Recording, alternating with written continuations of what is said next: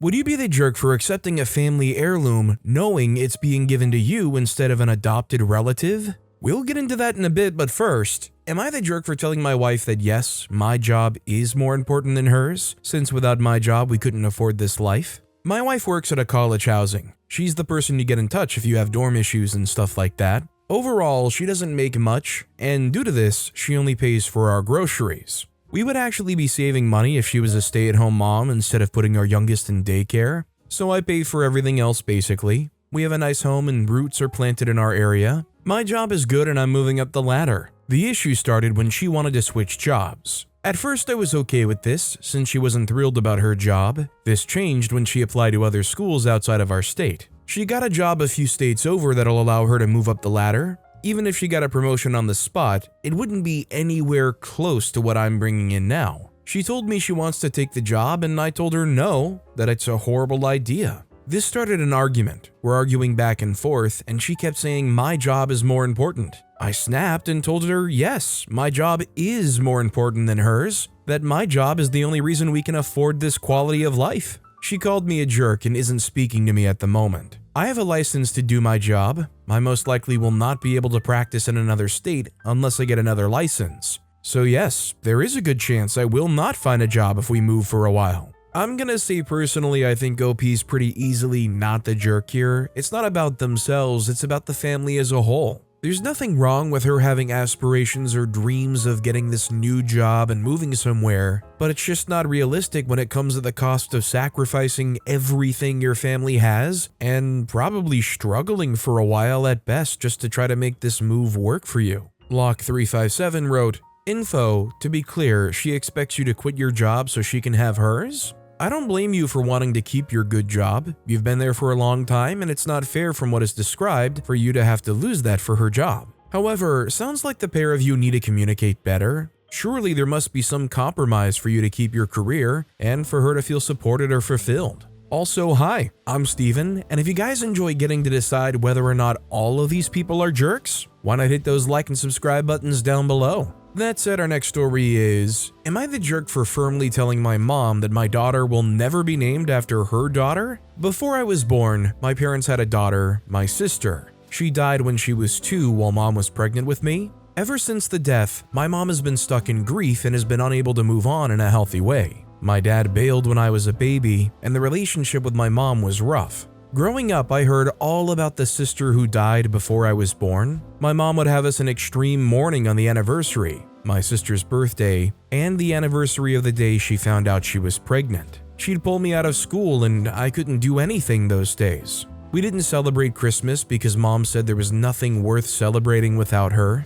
Mom would get upset if I wanted to celebrate my birthday. Then she'd throw parties and have photos of my sister displayed around the house and yard for everyone in attendance to see her. She told me it was also a way for me to have my sister at my birthday parties. Whenever I had friends over, she would talk an obsessive amount about my sister. She made them so uncomfortable. I started dating my wife as a teenager. I did my best to keep her away from mom. The first time they met, mom talked about my sister the whole time. Showed off her baby pictures and home movies of her and spoke nothing about me. My wife asked what I was like as a baby and asked to see photos of me, but mom couldn't stop talking about her most precious little girl. When I moved out of my mom's house, our relationship strained more because I refused to stop my life on those 3 days anymore, and I also started to celebrate Christmas. Mom was so mad. She yelled at me down the phone that I was a monster and how could I care so little about my sister being dead? I shouldn't be able to act like those days are normal days or like we have anything to be happy about at Christmas.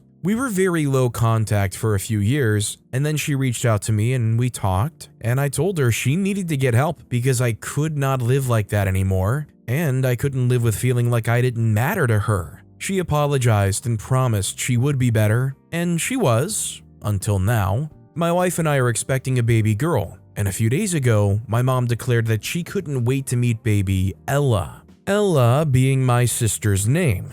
I told her we weren't using the name and mom freaked. She told me I couldn't possibly have a little girl and not name her after my sister. She told me Ella deserved to be honored and remembered and how could I do this to her and to my sister, and where was the love for my sister? I told her to stop. She said I had to use the name, and she would tell my wife the same thing. Her daughter deserved that. I told her I will never name my daughter after hers, and after seeing her reaction to me not using the name Ella, that I regretted us getting back in touch because she will never stop wanting everything to revolve around that loss. My mom called me an evil idiot for wanting to erase my sister. Am I the jerk? I surely hope that there's nobody out there that hears this story and goes, oh, OP is the jerk, clearly. I mean, I just feel like there's no way anybody's going to hear this story and go, oh, of course OP's being the jerk. It's all just ridiculous and overreaching, and I'm honestly surprised OP even has to ask. Glimmer Seeker wrote, wow, this whole post is just sad. It sucks that your whole life has been about your mom grieving her daughter. It's too bad she didn't let herself enjoy being your mom. You are completely not the jerk here. This is your daughter, your and your wife's, and only the two of you get to name her. For your mom to have assumed she would be named Ella and then freak out when told otherwise just shows you that nothing has changed for her. Keep your distance for your own peace of mind. Congrats to you and your wife. Our next story is, am I the jerk for ignoring my husband during our flight when he expressed anxiety over flying? I, 33-year-old female, recently married my husband, 30-year-old male, and we took a 3-hour flight to Mexico for our honeymoon. I fly a lot for my job, so I've racked up a lot of miles. My husband isn't a big fan of flying, though he has gotten better and tends to just hold my hand and close his eyes during takeoff and landing. Mostly okay when in the air. When I booked our flights, I requested to use my points if an upgrade to business class became available, but made it clear I only wanted this upgrade if 2 seats became available, and then basically forgot about it. Then comes the day of our flight. I was so excited for this trip, I checked us in online, all is going well, and then when we go to board, the person scanning out boarding passes stops us. She says it seems that my husband was upgraded to business class, but only him, and asks if that's okay. I immediately say no, we're on our honeymoon and would like to stay together, but then my husband jumps in and says, no, it's fine, I'll go in business class. I look at him in complete shock, and he tells me that I fly all the time and have been in business class before, but he hasn't, so he deserves a chance to experience it. I see we're holding up the lines, so I feel like I just need to agree and get on the plane. To say I am ticked off is an understatement. He is all smiles, taking his seat, and I go back to my seat where they sit me next to an old woman with a baby on her lap, where my husband should be sitting. Within maybe 5 to 10 minutes of sitting there, trying to hold back tears because my husband left me alone on our flight during our honeymoon, and uses my points for his upgrade no less, he starts to text me saying he feels anxiety over flying. I ignore the texts and stop looking at my phone. Within maybe an hour after we're in the air, he comes to the back of the plane to find me, offers half of his business class breakfast, and asks me why I'm ignoring him. That he was scared and needed me to tell him it would be okay since I'm such an experienced flyer. I told him maybe that he should have thought about that before leaving me alone before our honeymoon even really began. He gets angry, tells me that this may be the only time he gets to fly business class, and he was giving me half his breakfast to make up for it, so I could at least be supportive of his genuine fear. I roll my eyes, sarcastically say, thanks, and he goes back up to his seat. When we landed, I try to move on and just forget about it so that we could just enjoy our honeymoon, but he guilt-tripped me about not comforting him via text before takeoff,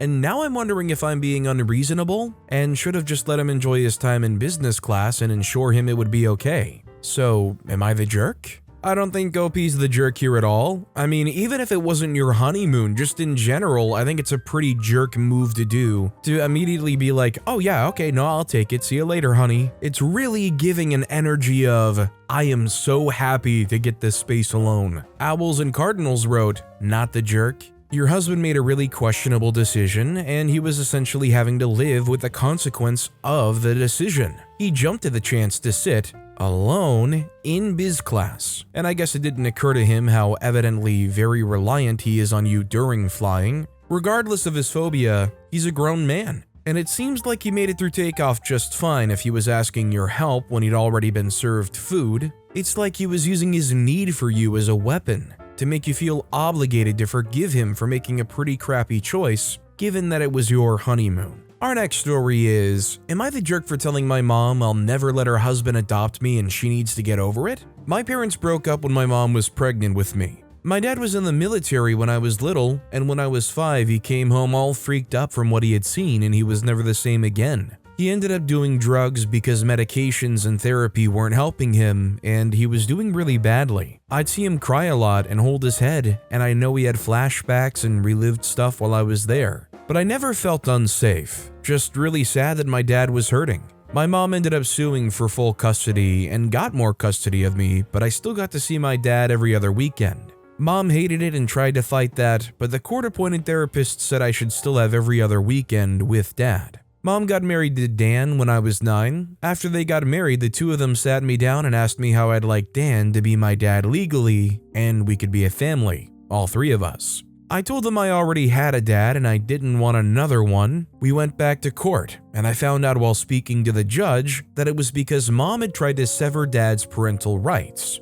and put in a petition for Dan to adopt me. The judge asked me how I felt about it, and I got so scared that he would do it, and I begged him not to, and I said I didn't want Dan to be my dad and I didn't want to lose my dad. The judge listened and denied the adoption request. Mom and Dan still fight against me seeing Dad. Mom has taken my phone away from me a few times because Dad and I would text during the week. When I was 12, Mom told me Dad had picked drugs over me, and I have Dan now who would never do that to me. She told me he would be a much better father. I told her Dan wasn't my dad, and no matter how much she hates Dad or thinks he's terrible, I disagree and I love him, and Dan will never be able to compete with that. Dan has asked me himself a few times to let him adopt me. He told me he loves me and wants so badly to be able to look after me. He told me if anything happened to Mom, he would hate to see me live with Dad and be taking care of him. I told him I would rather be with my dad than stay with him, someone who isn't my dad.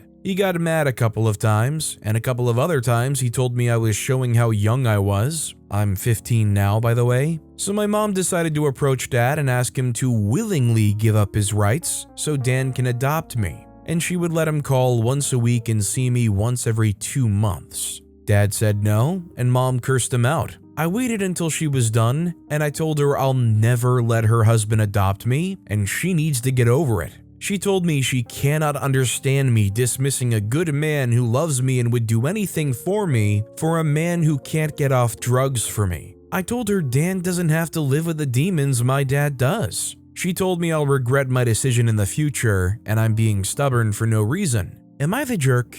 OP's absolutely not the jerk, and this is how you raise your kid to never speak to you again? I bet you guys $1 million once OP's living on their own, they're not going to be the one initiating much talk with their mom. Their dad, on the other hand, they might want to actually reach out to somebody like that. Mean Nefariousness 25 wrote, "Not the jerk. As someone who's adopted and grew up with separated adoptive parents from an early age, I am not a fan of some outsider trying to claim me. My stepdad pulled something similar when I was in middle school, while my father who adopted me was still very much in my life. It's one thing if you think of him as a father, but it seems like you don't. So having that role forced onto you is extremely unfair in my opinion, regardless of what his intentions are or how pure they may be. If Dan wants to support you, he can easily do that without getting the law involved. I feel like there's more to why he's wanting this than meets the eye." Our next story is, would I be the jerk for accepting an heirloom instead of giving it to my adopted cousin?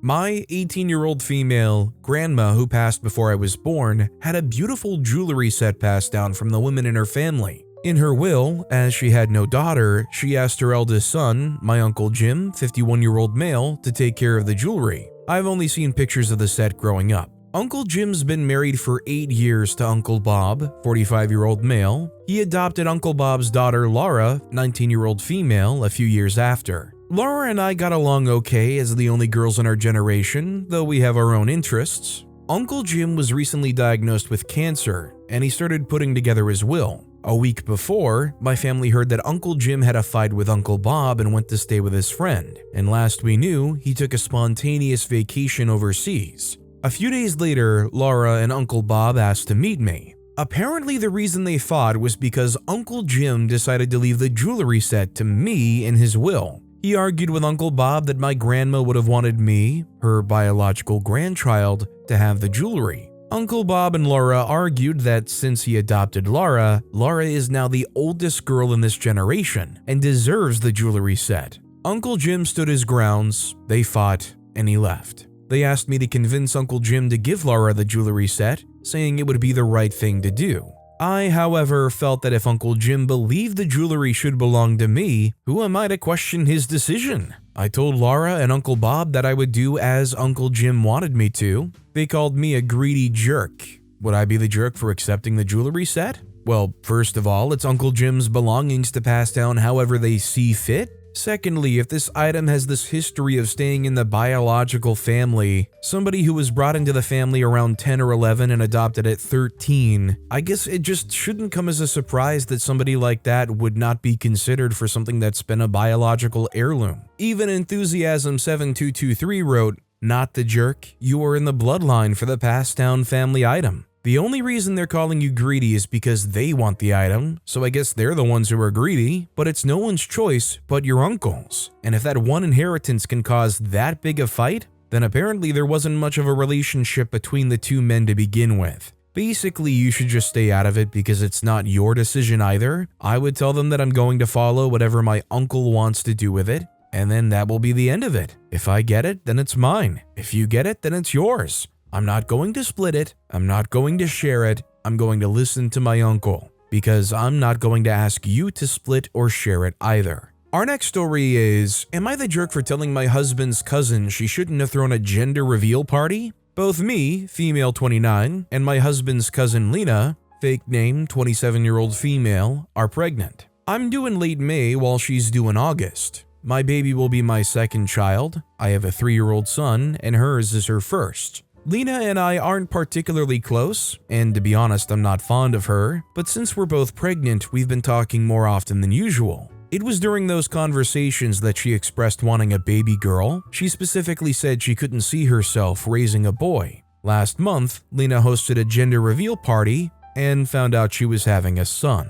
She was visibly disappointed after finding out the sex of her baby. She threw on a fake smile during the actual reveal, but didn't keep it up for long. For the rest of the party, Lena remained frustrated and was cold and short with everyone who tried to congratulate her. I don't know if Lena told anyone else that she wanted a girl, but her disappointment has gotten pretty obvious. Since her party, she's been less excited about her pregnancy. We've been speaking less because she doesn't even want to talk about her baby anymore. Her sadness has earned her some sympathy and support from my in-laws. My baby shower will take place this weekend. I'm having a girl, but my husband and I decided to wait until birth to reveal that. As such, none of my in-laws have been informed. A couple days ago, Lena called to ask about my baby's gender. She said that if I'm expecting a girl, she won't come to the baby shower. When I asked why, she said she's still mourning her daughter and doesn't want to be reminded that she's not having a girl. She also said that since she shared her reveal with the family,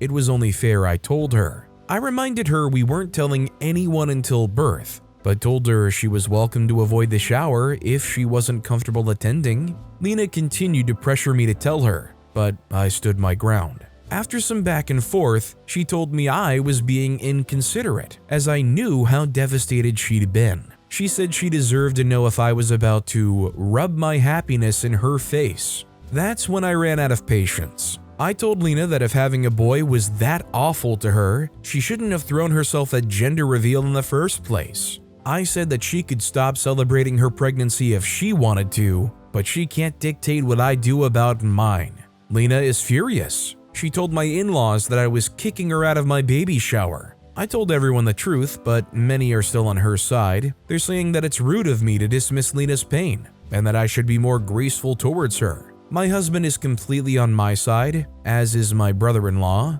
As much as I don't think I was wrong to stand my ground, I do recognize that her feelings towards her baby are none of my business. I was both frustrated and exhausted at the time, and I know I would have reacted differently otherwise. Am I the jerk? OP's pretty firmly in not the jerk territory here. I mean, whatever Lena's feeling does not have any impact on how OP should celebrate things. If she can't get over it, sure, don't come to OP's baby shower, but don't try to bully OP into revealing their gender early so you can decide whether or not you're supposed to be upset. I just feel bad for the kid who's going to grow up with a mom who didn't actually want them. I mean, how about the burden of carrying that knowledge around anytime you might see that kid in the family? Trevina Ice wrote, "Not the jerk," and Lena is really a jerk to their child. The poor boy, being hated by his mother because of his gender. Yes, Lena could have been disappointed at her reveal, but by now she should be over it. She sounds childish, and I'm worried about the little boy. If you'll ever feel love, or if you'll always be the boy who ruined Lena's chance to have a firstborn daughter.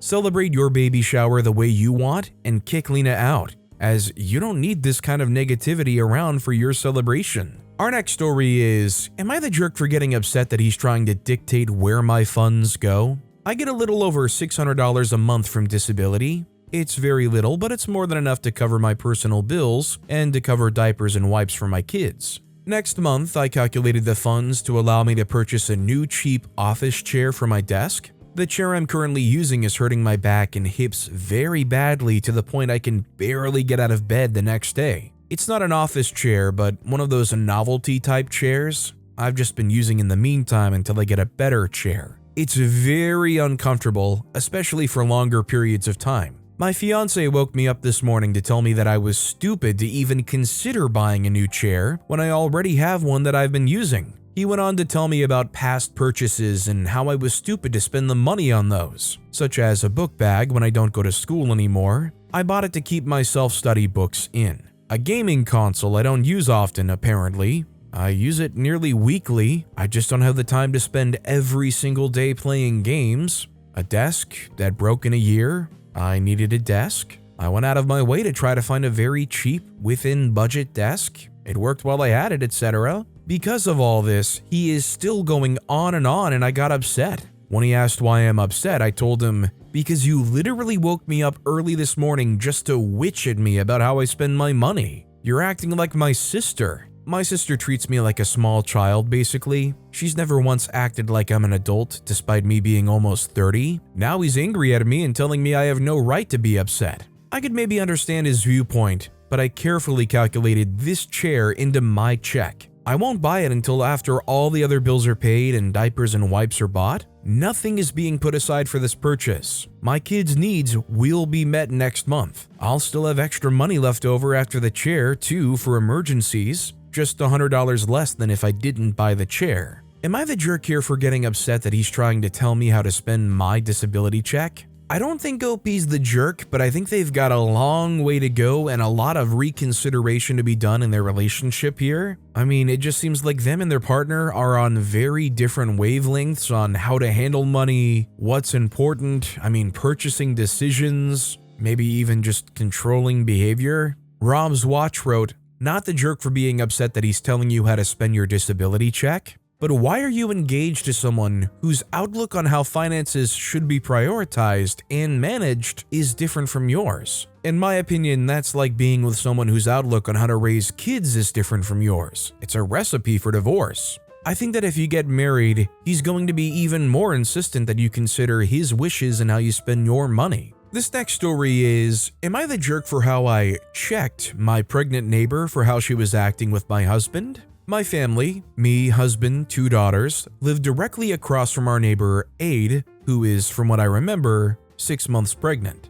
Our neighborhood grew close when her husband died 2 months ago due to a drunk driver. The entire neighborhood basically came to help, and even now the community still does semi-monthly-ish barbecues and stuff. We know how it felt to have a parent absent. Now, no, my husband did not die, but he was still deployed when we were pregnant with our first. I know that this is not the same thing she is going through. So we often checked on her, invited her over, conversations on how to handle being on your own while pregnant. For a couple weeks now, she's been asking my husband to be her handyman. My husband has no issue with this, and neither did I until a week or so ago. She asks my husband for help over the simplest things and barely talks to me anymore. Most times she'll knock, ask if my husband is home, and if I say no, she tells me to let him know she needs him and walks off. No talking, having chai together, nothing. I can admit that I'm a little bit jealous and felt weird about this. It was like she was only wanting my husband around. I tried to push these feelings aside until the first incident. Basically, she knocked on my door and handed a covered plate of cookies. I got excited and started to thank her, how the girls love cookies. But she interrupted me and told me that these were strictly for my husband, not for us. I had a sour taste in my mouth and thanked her. It made me feel like she was trying to have a big house and little house situation. I let my husband know what happened and how I felt. He assured me nothing was going on, no doubt, but he also agreed that what she did was disrespectful. We agreed he would stop going over. He would give her the numbers of men he knows who do maintenance. She has been cold with us. The second incident happened when the community was having a barbecue in our neighborhood park. The children were running around and us adults were sitting with the lawn chairs talking about whatever. AITA piped up and said how she was grateful to us all for helping her. Even me after, "It was strange how you basically forbid your husband to come over to help anymore." I got a little mad, like I was slapped by God himself, and just said, "Well, baking a gift for my husband only and saying his wife and daughters aren't included is strange too." Another neighbor changed the topic. It was awkward. I'm sure there's gossip and whatnot. On one hand, I know she must still be grieving and maybe she's just looking to have someone to be there for her. On the other hand, I feel like the incident with the cookies and then the barbecue makes me feel disrespected. My husband is not happy with how I responded. He said it's not my job to check someone and I should have just let her talk. I guess I just want to know if I was a jealous jerk through all of this. I don't really have anyone I could talk to about this personally. I think it might maybe get a little subjective, but personally, I don't think OP's the jerk. I don't think they're out of line for what they said at the barbecue. In front of everybody, if you're gonna try to call somebody out for being a jerk like that, that person that's getting called out deserves to add to it to provide some much needed context. You baked cookies and said, "Hey, these are only for your husband, not you or your kids." With my husband going over there and helping you out all the time, how is that supposed to make somebody feel? Cheerily Terrified wrote, "Not the jerk. I get that she's grieving and probably not in her right mind, but the cookies thing was weird. If she'd said, 'I made them for husband as a thanks for all the work he's done for me,' that's fair, but to say they are strictly just for him, that's weird. And you were basically politely letting it go until she called you out in public, so I think it's fair to answer her in public. Plus, honestly, how much DIY or maintenance help does one house need? It's been 2 months since her husband died and your husband has had to go over multiple times? As a single woman who is useless at DIY and has to get someone in to fix almost anything, I don't have people calling monthly, never mind weekly, so what do you guys think? But with that being said, that's all the time we have for today. Now, if you want to hear another absolutely crazy Am I the Jerk Here story, check out that video on the left. Or if you missed my latest video, check out that video on the right. That said, I'll see you all next time with some more stories.